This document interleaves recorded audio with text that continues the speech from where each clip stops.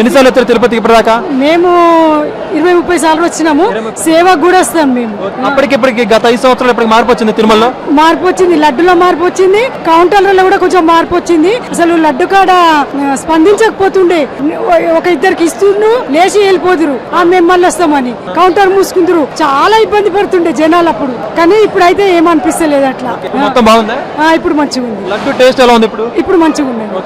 లడ్డు శ్రీవారి లడ్డు అంత పవిత్రమైంది, మీరు సేవ కూడా వస్తా ఉంటున్నారు. అంత పవిత్రమైన లడ్డు కల్తీ జరిగినప్పుడు ఒక శ్రీవారి భక్తురాలుగా మీరు అప్పుడు ఎలా బాధపడ్డారు? చాలా బాధపడ్డాము. కానీ ఆ భగవంతుడు ఎవరిని నిడిచిపెట్టాడు. ఎక్కడైతే తప్పు జరుగుతుందో అక్కడ పనిష్మెంట్ తప్పక జరుగుతుంది. శ్రీవారి దగ్గర రాజకీయాలు చేయడం ఎలా అనిపించింది మీకు? చాలా రాజకీయం జరిగింది.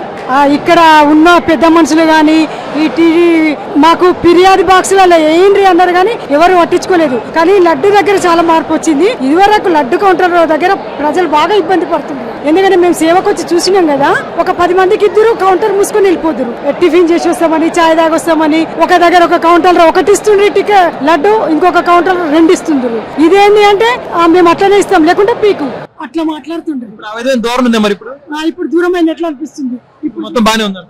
ఇప్పుడు మంచిగా ఉంది. అన్నప్రసాదం బానే ఉందా? బాగుంది. మొత్తం ఇప్పుడు సంతోషంగా ఉన్నారు, సదుపాయాలన్నీ బాగున్నాయి. ఇప్పుడు మంచిగా ఉంది.